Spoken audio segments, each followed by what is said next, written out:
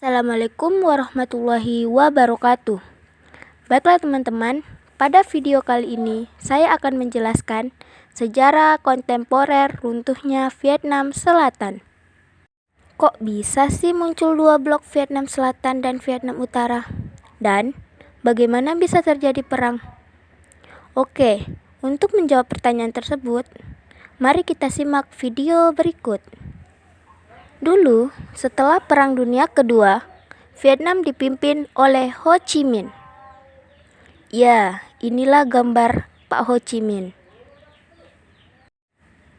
Akan tetapi, Prancis sebagai negara yang pernah menjajah Vietnam masih ingin berkuasa di Vietnam.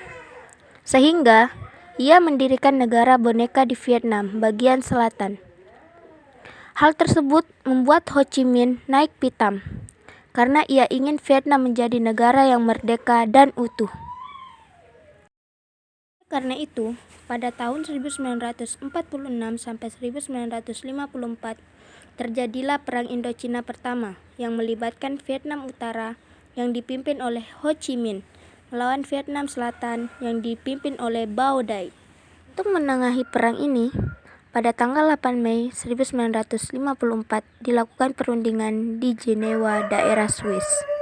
Hasil perundingannya yaitu: pertama, pertempuran di wilayah Indochina dihentikan.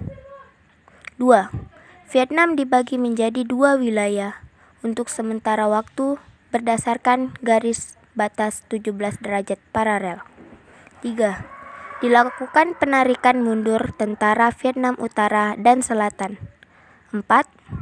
Pada tahun 1956 diadakan pemilu di Vietnam.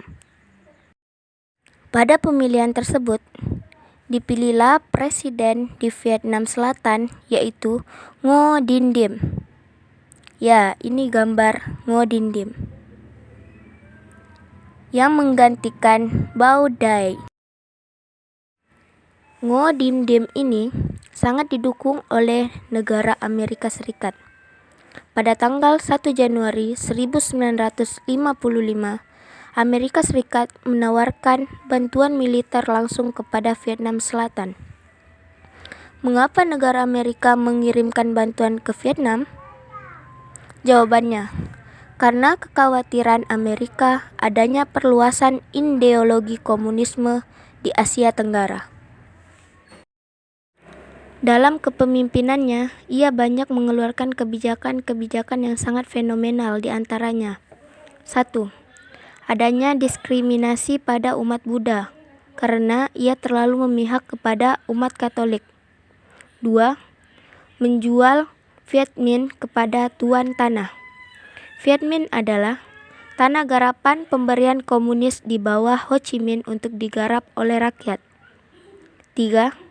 Memaksa para petani meninggalkan rumah-rumah mereka serta memindahkan mereka ke permukiman yang diawasi ketat demi menahan aktivitas kaum komunis. Hal ini membuat petani-petani kecil menderita dan kecewa kepada Dinh.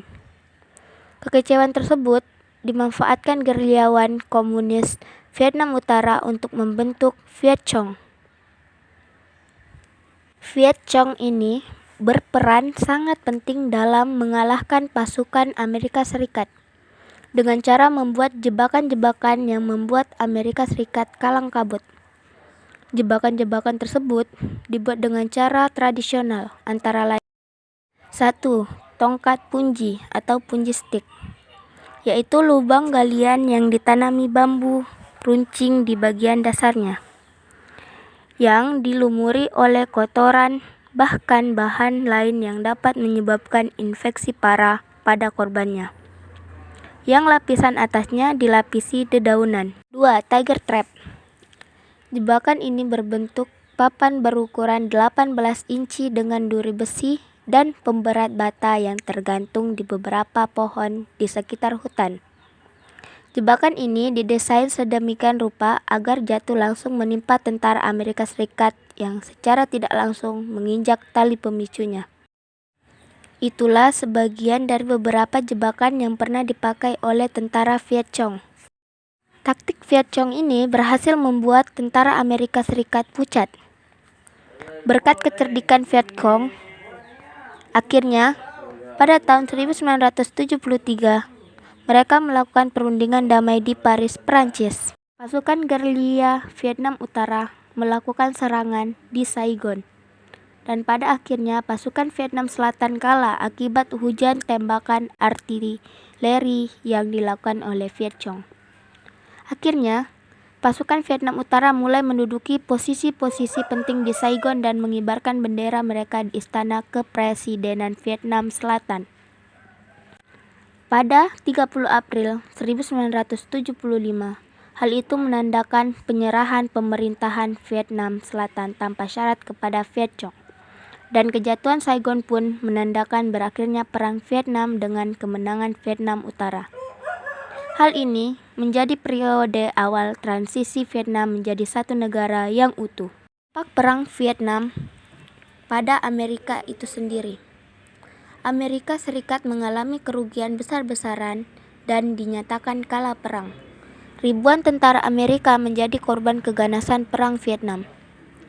Di bidang politik, berkembangnya ideologi komunisme di kawasan Asia Tenggara seperti Kamboja dan Laos. Kekuatan Vietnam menjadi poros komunisme yang disegani oleh Amerika Serikat di Asia. Sekian video ini, semoga bermanfaat. Wassalamualaikum warahmatullahi wabarakatuh.